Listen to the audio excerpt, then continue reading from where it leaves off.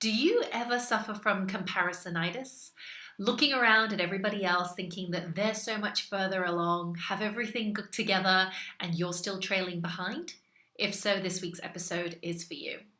I'm Siobhan Habans, and I help women realign their ladders against the right wall so that they can make an impact doing meaningful work that they love.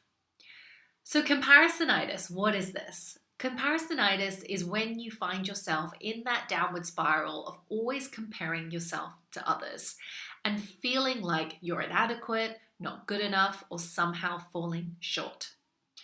I believe that this is the real downside to social media and technology.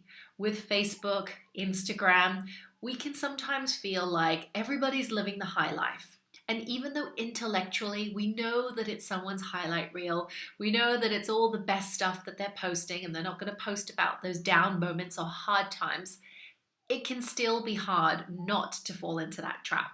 So what do? I believe that the most important step to putting an end to comparisonitis is to actually come back to you. Just as if you're running a race, right? You don't want to be looking at who's in the lane next to you. You don't want to be looking at the shoes that they've got or, what they're wearing. You want to focus on you, that path that's in front of you and how you're going to get from A to B and do it in a way that feels right for you. And so this applies to your life. This applies to your career, because when you're always looking at other people and you're comparing yourself and always falling short, you're doing yourself a disservice. You're telling yourself that you're not enough, you're inadequate, and you will always be feeling bad because invariably there's always going to be somebody who's more masterful than you. Just as by the same token, there's going to be someone who's less masterful than you as well. And you get to choose where you focus your attention. What I've come to believe is that when you can focus on your own lane, own your unique gifts and talents, own your unique path and purpose, then what everybody else is doing becomes superfluous. It can be easy to fall into the trap of comparisonitis because we want some role models, we want some guidance, we want some understanding for how people are doing things.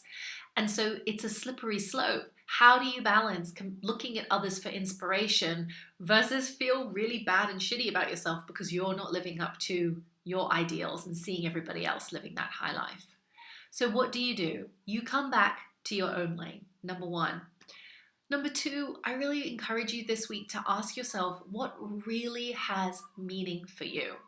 Everybody goes about their life and career for different reasons. We're all wired differently. We all value things differently. And a quick thing that might help you is from human needs psychology. So based on human needs psychology, there are 6 human needs that we all have, and we do need all of them. But we do have one preference, which is really important to us. And as I speak through these 6 needs, I encourage you to think about where you sit on that scale and which one feels important to you. And then how you can go about and get that need met really in a healthy way. So here goes. You ready? Number 1, we have a basic human need for certainty, to know that things are stable, to know that we've got a roof over our head, to know that we can breathe the oxygen we're breathing, and to have some level of stability in our life, which is some certainty. The second one is variety, which is kind of the opposite to certainty, because if we knew exactly what was going to happen every single day, we'd get freaking bored. We need some spontaneity. We need those holidays. We need those breaks. And as I'm recording this, you can hear my kids laughing outside, right? You need that spontaneity and to have some fun. The third thing that you need is actually a sense of esteem or significance, to know that you matter, to know that what you're doing matters, to know that what you're contributing matters, and that's a really important need. And it's not a bad need. We all have it. The fourth need that we have is love and belonging. We want to belong to a tribe, belong to a community, and that's really important. The fifth one is learning and growth. And that's when you're always on a path to learning more, devouring books, or taking courses and wanting to go deeper on a particular topic. The sixth one is contribution, where you're giving back to something greater than yourself. So ask yourself, what has meaning to you? And which of those 6 needs do you feel is most significant to you? Is it certainty? Is it variety? Is it significance? Is it love and belonging? Is it learning and growth? Or is it contribution?